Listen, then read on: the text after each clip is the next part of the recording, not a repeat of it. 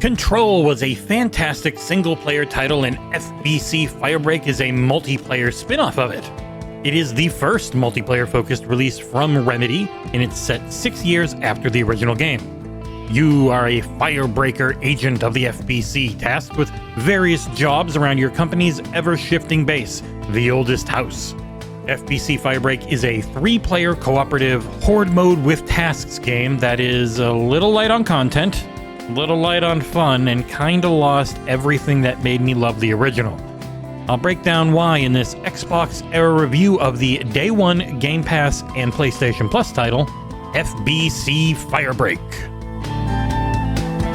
You are a nameless worker sent back to the Oldest House 6 years after the original Control. It is was constantly shifting home of the Federal Bureau of Control, the FBC.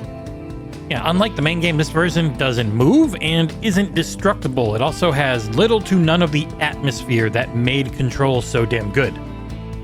At launch, there are 5 different jobs which you and up to 2 of your friends can complete. They are Hotfix, where you're going to activate fans and focus on putting out fires. Paper Chase, where you're trying to destroy evil, seemingly sentient sticky notes. Ground Control, where you got to kill worms and harvest their nuclear waste. Frequency Shift, which has you blowing up a whole bunch of pink goo and doing a few other little tasks. And Freezer Duty, where you melt terrifyingly dangerous floating balls of ice. There are 2 more job types set to release this year for free. As these jobs do become quickly routine and monotonous, that's a good thing, because there's only 4 levels of difficulty/complexity on each, and the first time you run through, you're going to see the basic task one time and then try and leave via an elevator. As you try the higher levels of difficulty, you'll have to do the job 2 or 3 or more times, and sometimes even face a large boss fight while doing so. No matter the difficulty you choose, there's going to be a constant flow of fodder and elite enemies trying to stop you. As a Firebreaker, you'll have a small assortment of weapons and tools at your disposal to begin with. You're going to need the game's main currency, which are samples. You can get them from completing a mission, finding them in safe rooms, or picking them up off the elite enemy corpses. The gameplay loop is pretty much go in, complete the same handful of mission types dozens of times, and get samples to unlock new weapons, outfits, passive buffs, and tools. I played through the game a fair amount with my co-workers Ursel and John, and we all agreed that after playing for a little bit, there was no hook to keep us going. After we had seen each mission type once, they both felt done with the game. I soldiered on and played roughly a dozen hours, but didn't end up seeing anything new. I never felt the need to keep upgrading, but at least the gameplay is decent fun. I played through the game via the Steam version, as Xbox code, as per usual, was not available before embargo. The game is coming to both Xbox Game Pass and PlayStation Plus right at launch, and it ran really well on my PC, and I can't imagine the console versions are going to struggle. FBC Firebreak, unlike Control, is played from the first-person perspective and runs on Remedy's Northlight engine. It is a pretty game that performed well even at max settings in 4K with my 5800X CPU, 7900 XTX GPU combo. There are 3 classes to play as at launch. They are a wrench-wielding man who can whack things to fix them, a jump-kick-owning hombre who can shock electronics to give him power, and the portable water gun-holding guy who is far more important than the other 2. Also, death is not the end, as if you fall solo or playing with others, there are a set number of respawns per mission that can slowly replenish. I mainly played as the person with the portable water cannon, as this game's focus on status effects needing to be washed off made it by far the most important class. Also, whenever you get enemies or sticky notes wet, they're way easier to kill. The game will always give you a shower in the easier difficulties to heal up and cleanse status effects in, and an ammo resupply closet. But often, especially in the harder difficulties, they will be broken when you first find them, so you have to either whack them with a wrench, or you'll have to do a decently fun little minigame to fix them. Said minigame consists of jumping between your left and right bumpers on a controller or Q and E on a keyboard. As quickly as you can, you'll be doing it a lot, so learning how to get into the rhythm for it will be key for completing missions successfully. For example, in Hotfix, you need to repair the fans around the level. This means both the controls outside and the panel inside the fan hubs most of the time. It's super hot though, and occasionally you're going to get set on fire. If you do not have the portable water cannon, it means you gotta scamper back to the closest shower, which will put out the fire and heal you back up. There are also panic rooms littered around each level that have extra ammo. Water fountains inside them can heal you, and sample units are inside to find, with the occasional consumable cool-ass weaponry.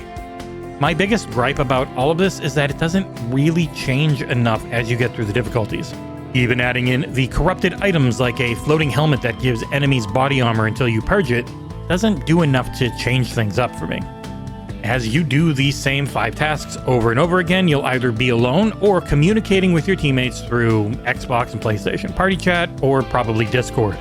There is no in-game chat, which is a maddening trend for these types of co-op titles. It may not matter for playing with your friends, as crossplay is supported via invite codes, but that doesn't help matchmaking. If you want to play with randoms, you're going to have to rely on in-game callouts and sticker use to get your point across. And I actually think that these games greatly benefit from in-game voice, as it just makes you sound and feel like you are inside the game instead of in some random Discord call. In the end, there's also little to no story, and the atmosphere of Control is completely gone. Instead of a really cool red-twinged Twin Peaks-inspired horror motif, you've got really generic, bad Southern rock US music, very annoying voice lines from the Firebreakers you play as, in a sterile fielding oldest house to traverse. Control wasn't like the best playing or written game, but it oozed vibes and had an incredibly cool power sandbox. Firebreak takes almost none of that to use as a canvas, against which a layer of multiplayer games as a service mechanics is very gently applied to try and appeal to a mass audience, and I get it. Live service games require certain setups for the casual audience to feel pulled in. What is missing, and I can't imagine will ever be a thing here though, is like major IP crossover cosmetics, because as much as all of us in the hardcore bubble may hate it, having a freaking Hatsune Miku skin in a game like this can save it from dying post-launch. Because the gameplay variety on offer just is not enough in this post-Fortnite, Minecraft, Roblox, Call of Duty world. A decent time with your friends for 5 to 10 hours isn't going to pull anyone away to buy various recolors of similar looking skins. I'm not sure who exactly the game is for, despite how well crafted and occasionally enjoyable it is. I'm sure they have tons of plans, as they've already showed with their post-launch roadmap. Will that be enough to pull people back? Because after 5 hours, I was kind of ready to call it if I hadn't been working on this review. The samples grind to unlock more research, which are unlockable passive buffs for your character, and requisitions, which are the weapons, tools, and cosmetics, never grabbed me or the people I was playing with in any meaningful way. And again, there's nothing like bad about this game technically. It's really well made, looks good, and runs well, and I didn't have any serious bugs while playing. The cross-platform invite system worked flawlessly. I just never really found any of it to be fun. The game's monetization is only ever going to be cosmetic, and even there, I don't see it grabbing most players unless they give in to live service trends and do some large IP crossovers. Wrapping things up, Control for me was a 9, Alan Wake 2 was a 10. I love Remedy's games, normally. FBC Firebreak seems to have lost their usual magic in search for a wider audience, and while I get it, I don't like it, and I think it does hurt the title in the long run.